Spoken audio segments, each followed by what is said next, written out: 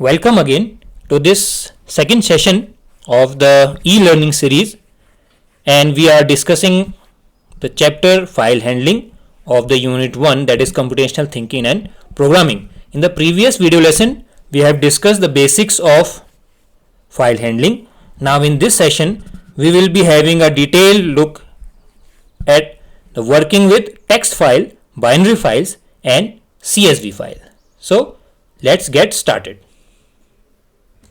In the previous session we have seen how to open a file, how to specify file modes, and how are the file modes different from each other, and we also had a look at closing the file.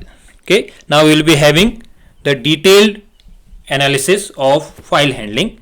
So the first thing is how to read from a file. A file must be opened and linked to a file object before reading. That is a basic thing. All of you know that. If it is not connected, I have already told you that we have two different entities. One entity is your Python program, another entity is your file. So if those two entities are not connected with that file object, they cannot be accessed. Okay. In Python we are having three functions to read from a file. First one is read function, second is read line, and the third is read lines. Please see the difference. I am iterating: read, read line and read lines. Let us have the description first.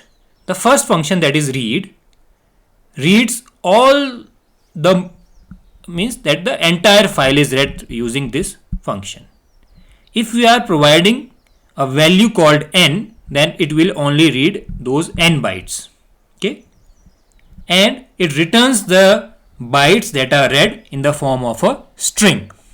Okay, the syntax will be, it will always be followed by a file object, the name of the file object dot read, and in the brackets you can provide a value, integer value called n. That will be the number of bytes you want to read. And if you do not provide any value, all the contents of the file will be read, and those contents will be returned in the form of a string. Clear? Okay, now read line reads a line of input. Okay, so it reads either the entire line or n bytes in the line. Okay, and it also returns those read bytes in the form of a string. So this read line is used to read a line, and you know in text file the lines are delimited by the EOL character. So it will check the presence of EOL character and it will end its execution. Or if you are providing that n as a as the parameter, then it will read the n bytes of that line. Okay, so the syntax is very simple. File object is to be preceded in all the functions, then read line, and in bracket it can be a value, integer value called n if you want to read some bytes of a line. Otherwise, if you want to read the complete line, then it is, there will be no parameters. The third function is very important, read lines. This function reads all the lines, and please focus on this, and returns those as a list of lines. Okay, that is as a list of strings. The previous two were returning the data in the form of string, and this read lines function returns the data as a list of strings. Please try to understand the difference. The previous two functions are returning data in the form of string, and this read lines function returns the data in the form of list of strings, means collection of strings. Okay, so this line that I am emphasizing again and again will be required when we will be dealing with the practical questions. That's why I am saying to focus more on this line, that the function read and read line return the data in the form of string, whereas the read lines function returns the data in the form of list of strings. Okay, so I think all these three functions are clear to you, and it will be more clear when we will be dealing with the practical questions. But this difference that I am emphasizing a lot should be kept in mind by you. Okay. Now the next thing is writing onto files. How you write it? Python provides two functions to write. Number one is write, number two is write lines. So when you have to write a string object, then you use write function with the file object. How you will write? File object name dot write, and in the brackets you will be providing the object that you have to write here. That object is to be provided here, in which you have stored the data. That data will be stored as a string. Now when you go to write lines, the syntax is file object dot write lines, and in the bracket you will be providing a data type that will be list of strings. Okay, so it writes all the strings in the list as lines to file referenced by the file object. So if you have to write data by in the form of a string, then it will be a write function. If you want to write list of strings, then you will use write lines. Okay. So we have discussed opening the file, closing the file, reading the file, writing the file. Now we have the next function is appending. Appending means adding at the end. So what is the difference between write and append? Just the name of the file mode. If you change W with A, it becomes append mode. So we can append the data into a file just by changing the file mode in the open function. Clear? So this write is very simple. If you are writing a string object, then you use write function. If you want to write list of string, then you use write lines. Okay, I think it is clear to everyone. Great. Now we have a flush function also. When we write onto a file using any of the write functions, Python holds everything to write in the file buffer. Okay, in the buffer, and then it pushes it onto the actual file that is stored in the hard disk. Okay, and it can be done at a later time. So it will wait for some more time. Suppose there are only 2 bytes, then it will wait for more bytes to come, then it will write those data into the file. But if you want to force that Python to write the contents of the buffer onto storage at that particular time only, you will use flush function. So flush means clear the buffer and write everything to the file. Okay, so try to understand the example. If you have you know that file object is a buffer, that is a storage bytes, collection of bytes, and whatever you want to add or write in the file is added in that buffer. So if you are just added roll number, so what can happen that Python will wait for some more data to come, and then it will write on the that file. So it will wait for the name of the student and then percentage and many more things, and then it will say, okay, now the buffer is about full. Now I will be writing that content into the file. So it will write that roll number after some time. But if you want that as soon as you enter the value and it is read by Python, it should be posted into the file, then you should use flush function. Okay. Python automatically flushes the files, that the buffer, when the file is closed. So if you want to use this flush function, you should use it with file object. That how you use it? File object dot flush. It will write that data that is currently in the buffer onto the file. Okay. Now there are some standard input, output and error streams. The keyboard is taken as standard input device that we call stdin. STD means standard, IN means input. Monitor is considered as standard output device, STD out. Monitor is also standard error device, because if you have an error, it will be it is displayed on the screen only. That's why it is also the standard error device also. So STD ERR. These devices are internally implemented as files that we call as standard streams. In Python, we can use these standard stream by using sys module. If you import sys module, then you can work with these files. After importing sys module, we we'll be using the functions, these streams like other files. Okay, so sys.stdin is always opened in read mode and sys.stdout is opened in write mode.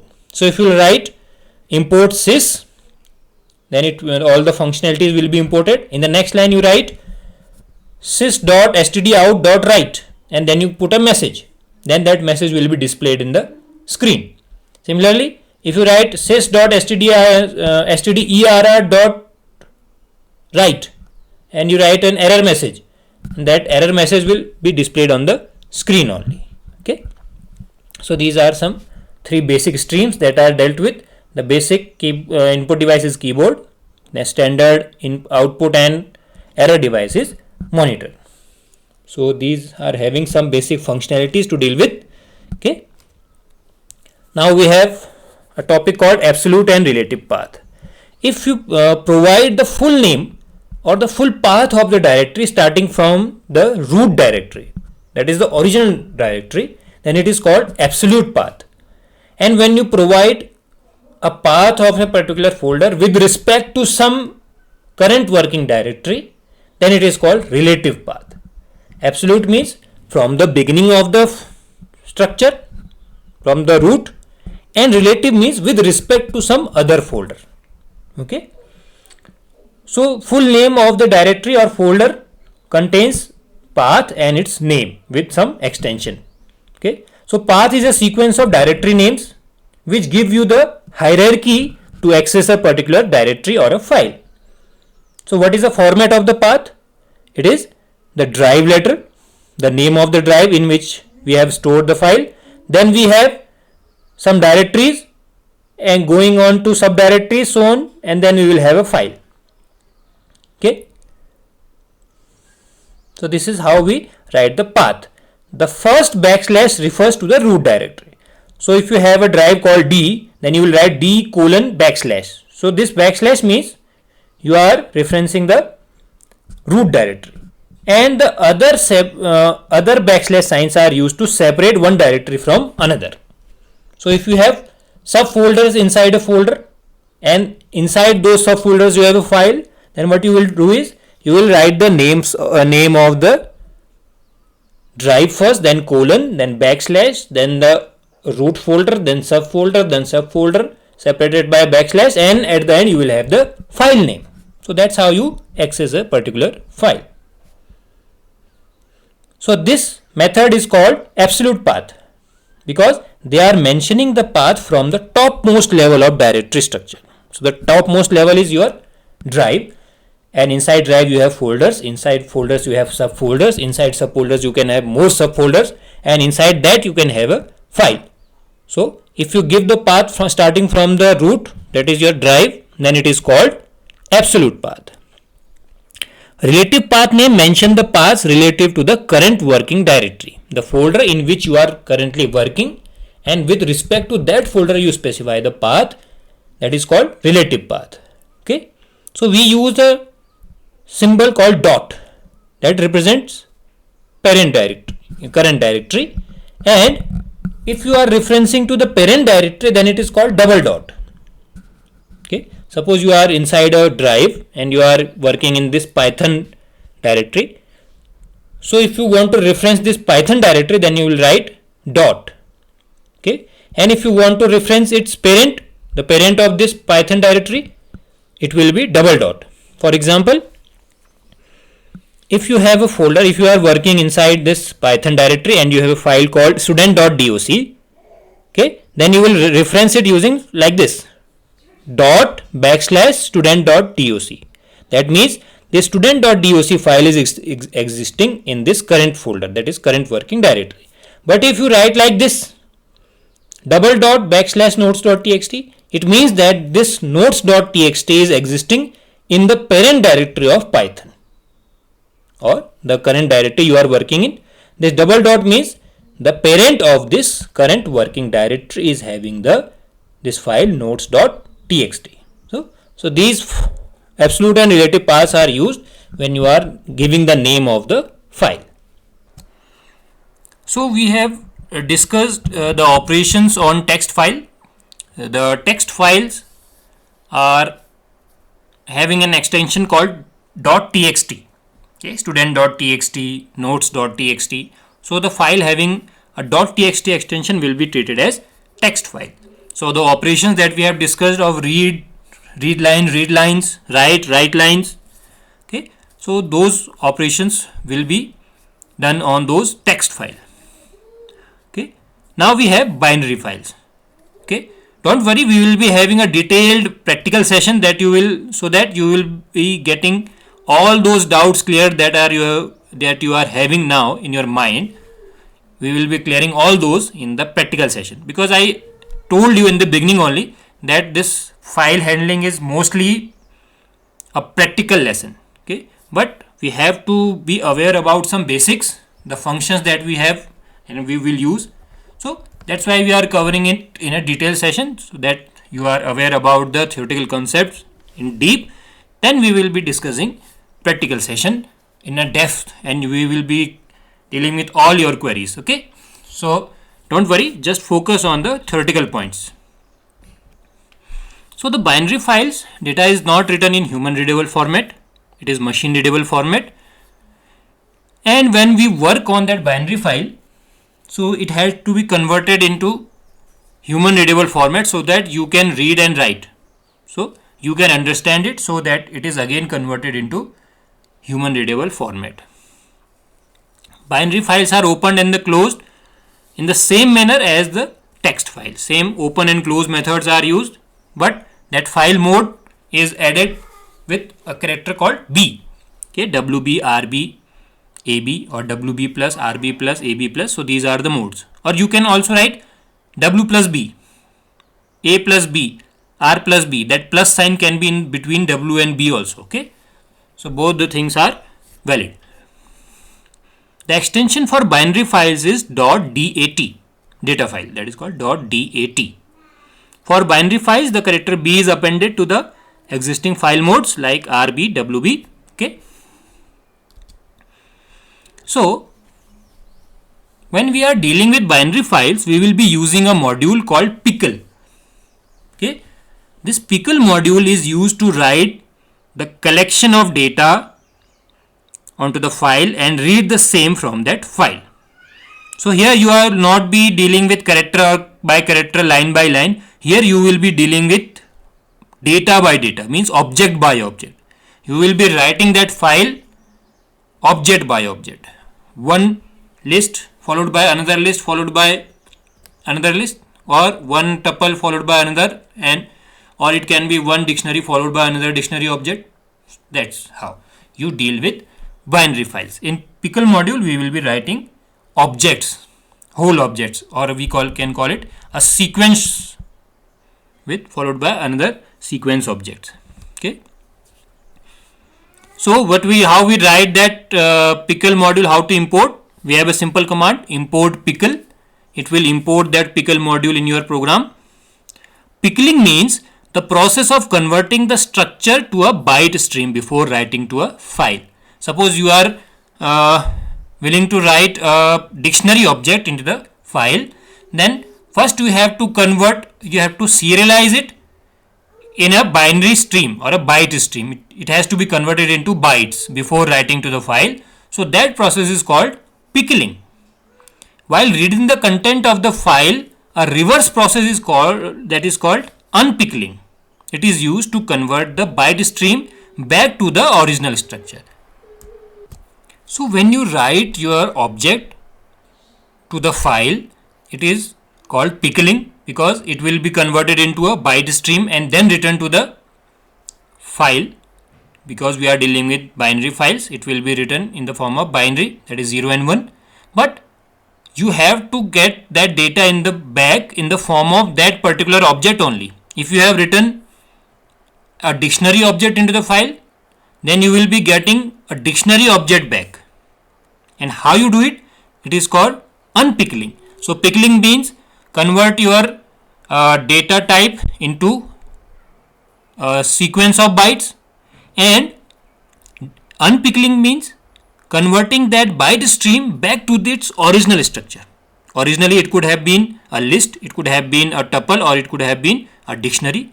So when you write it, that tuple or list or dictionary is converted to byte stream and then stored in the file, and when you get it back from the file, as the file is only having binary format, that is 0 and 1, so those 0 and 1 will be read and it will be again packed in the form of that particular object that you had written. Okay, so it maintains the structure of the data that is written. So it is called pickling and unpickling. So in pickle we use advanced data types of Python like list, tuple and dictionary to write and read the data.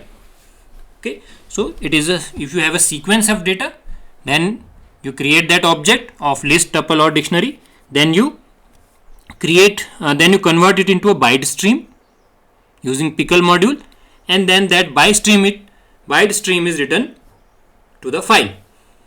Similarly, when you read the file, a byte stream is read, again it is changed into the original structure, it is packed as the original structure, it can be a list or a tuple or a dictionary, and then it is presented to you. Okay, so this pickle module deals with all those things. So it will take care of, if you have written a tuple onto the file, it will present it to you in the form of a tuple. Okay, so the data structure is maintained by this pickle module. Okay, so let us see what are the functions that we will be studying. In your curriculum you have two functions, dump and load. Dump function dumps that data in the file. Dumps means store. Okay, it is used to store the object data to the file. How it is used? As it is the member of pickle module, it will be used with the pickle name only, pickle.dump. What you have to dump? The object data followed by the name of the file where you want to dump that data. Dump means store. Okay, so this dump function will store this object, whatever is the name, to this file object. Okay, first it will be converted into a byte stream and then stored in the file. Similarly, the load function is used to retrieve that data from that file. This pickle module, this load function of this pickle module will get that byte stream and it will convert that byte stream into its original structure. How you write it? You give the name of the data object in which you want to store it, then you use equal to sign, pickle.load, then the name of the file from which the data is to be read. Okay, so these are the two basic functions of pickle module that we will be using in dealing with the binary files. All the operations will be dealt with in the binary files in the practical session. So don't get panic, you will have ample time to clear all your doubts. Just focus on the basic theory concepts here. Okay, so I think you are worried about the practical use of these two functions. Those will be discussed in the practical sessions in detail. Okay, your excitement is needed because this excitement will make you wait for that practical session and you will enjoy that practical session.